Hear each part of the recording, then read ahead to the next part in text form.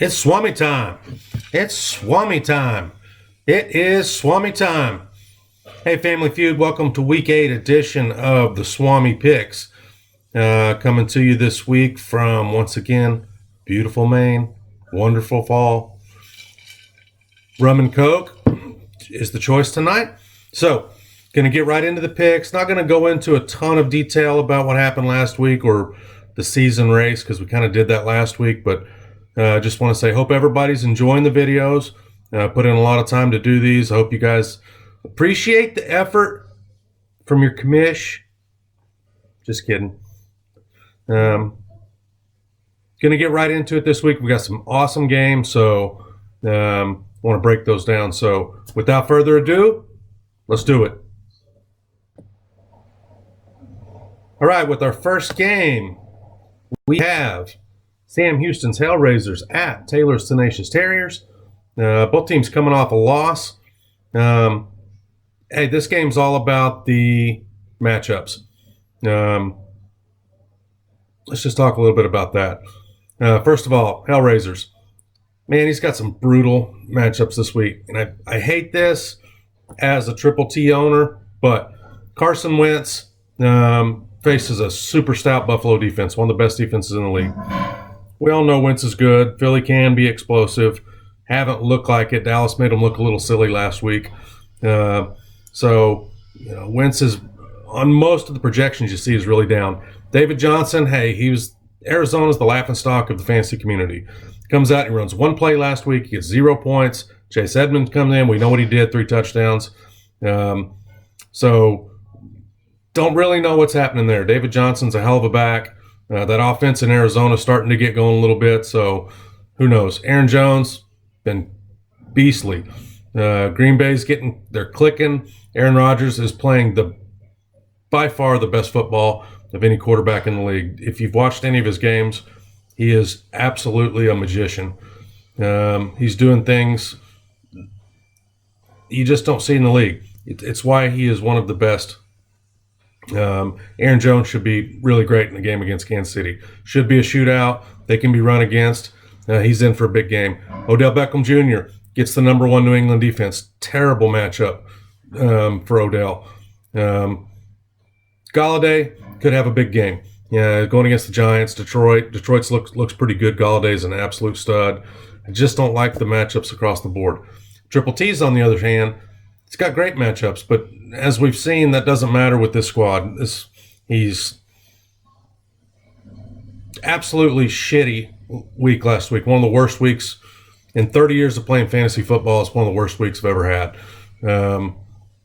But this week, he shifts the lineup, does a lot of swapping around, and here we go with Deshaun Watson against Oakland. Super high-scoring game. It's a great matchup. Picks up Austin Eckler. He's been the top back in that offense. Should have a good game. Devontae Freeman, they may have to lean on him a little bit more with Matt Ryan banged up. Who knows what happens there. Sony Michel's getting all the goal line touches you could want out of a back.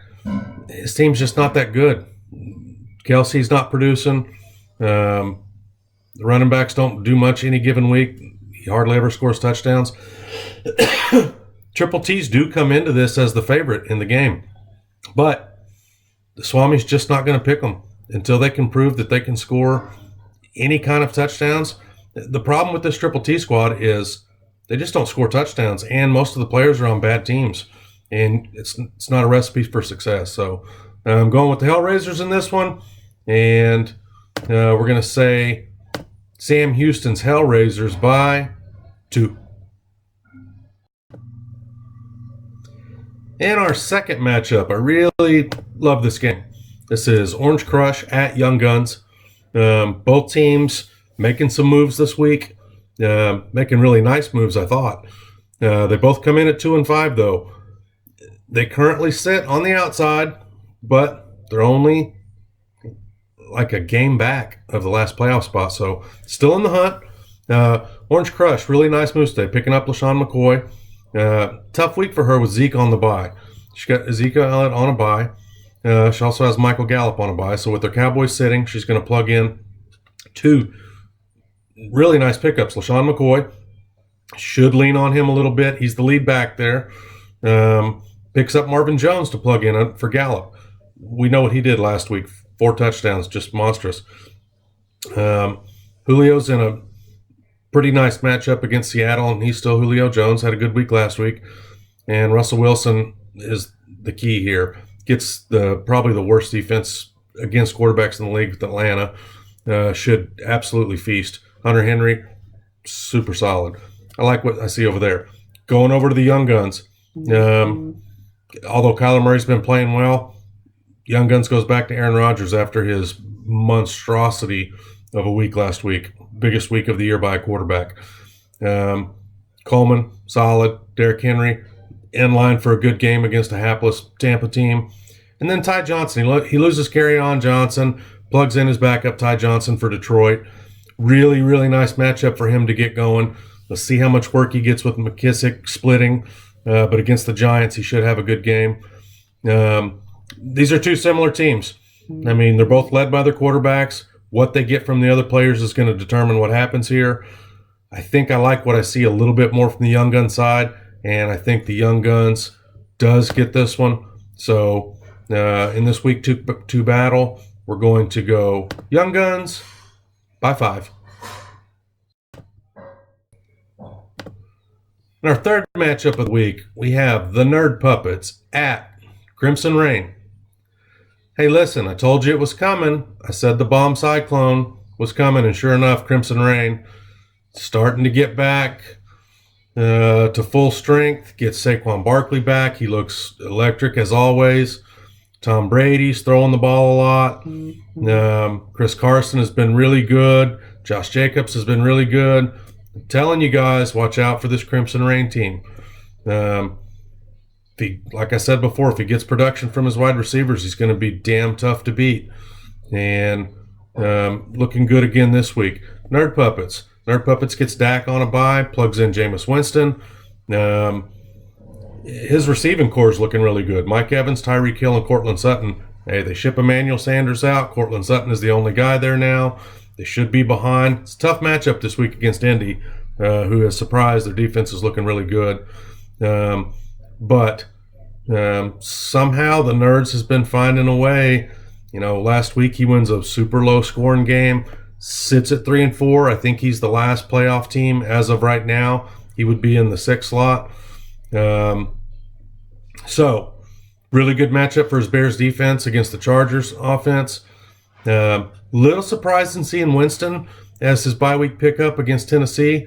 A lot of people had him slated as the sit of the week. Nerd Puppets goes against the grain again. That'll be interesting to watch and see how that plays out. On the other side of it, you're going to have a Tom Brady, Baker Mayfield matchup. Bomb Cyclone, though. I told you this team was fixing to get running. I think that they get it done again this week. I'm going to go against the Nerd Puppets, even though he somehow finds a way. Crimson gets it done to move to 3-5 and to stay in the playoff hunt. So this week, Crimson Rain by 4.5.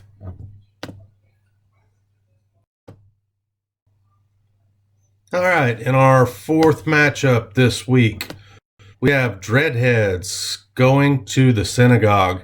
Of course, your freaking stadium has to be the synagogue.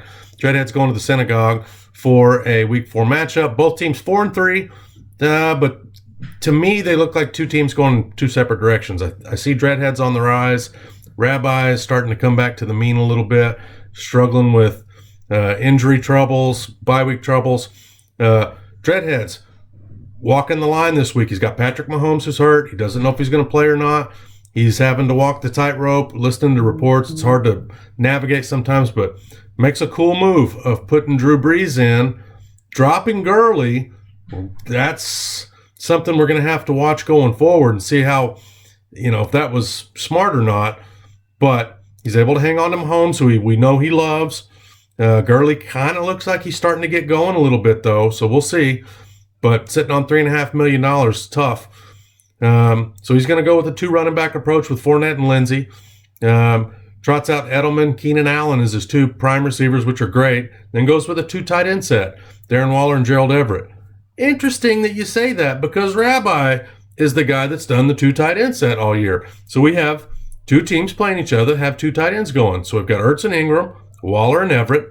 I love it. This is awesome stuff. Rabbis, Matt Ryan, kind of hurt. Malcolm Brown, who knows? Matt Breida, splitting time with Coleman. Stud, Michael Thomas. And we get the plug-in of Zach Pascal from Indianapolis, who's been getting hot lately. When I look at this game, though, I just see way too many question marks for the Rabbi. Tough week last week. Dreadheads, I see him kind of going the other direction. He's got tons of big names, lots of firepower. I think this is a big mismatch. So this week at the synagogue, the Dreadheads come in, and I'm going to call for a blowout here. Dreads in a big one. Dreads by 21.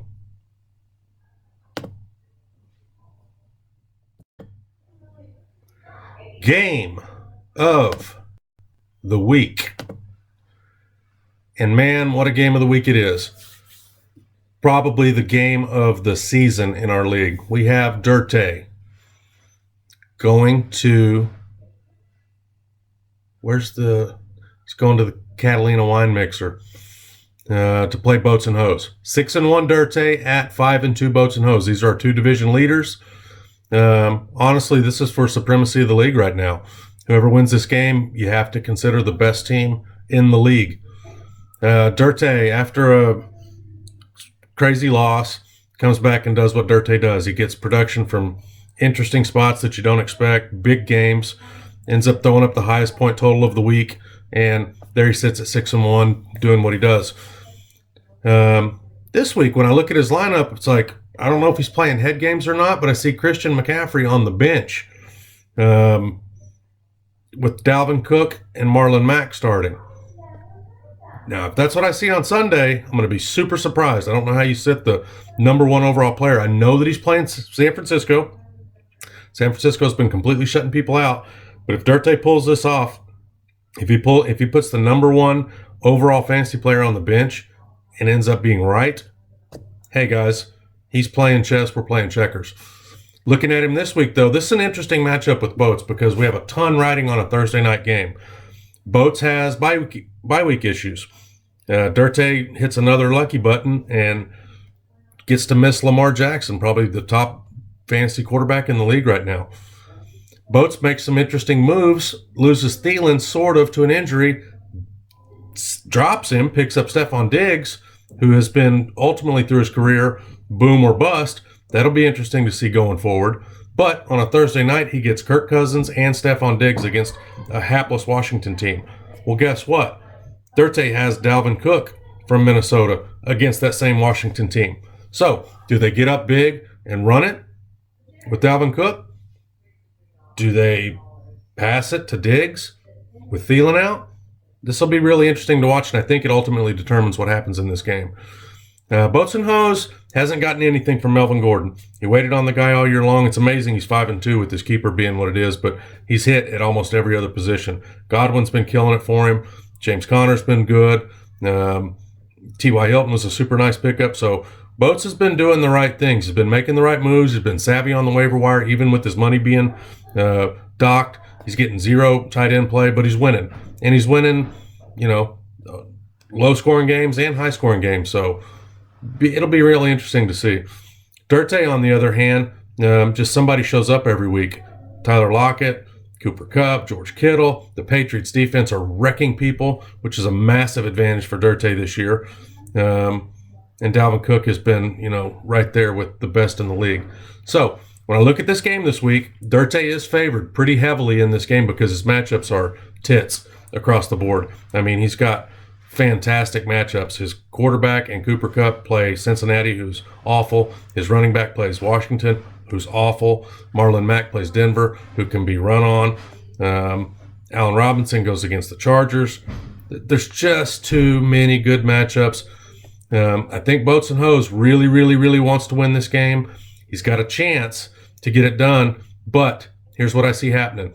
I think that Minnesota gets up early. I think they pound the rock. I don't think Cousins and Diggs do as big as they need to do to get the game, to get him what he needs.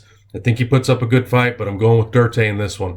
So in the game of the week at the Catalina Wine Mixer, We're going Dirty by 3.5. So there you have it, Family Feud. Down and dirty. Gave you the picks. Chop them up. Beat me up. I don't care. I put these out there because I don't know why I put them out there, to tell you the truth.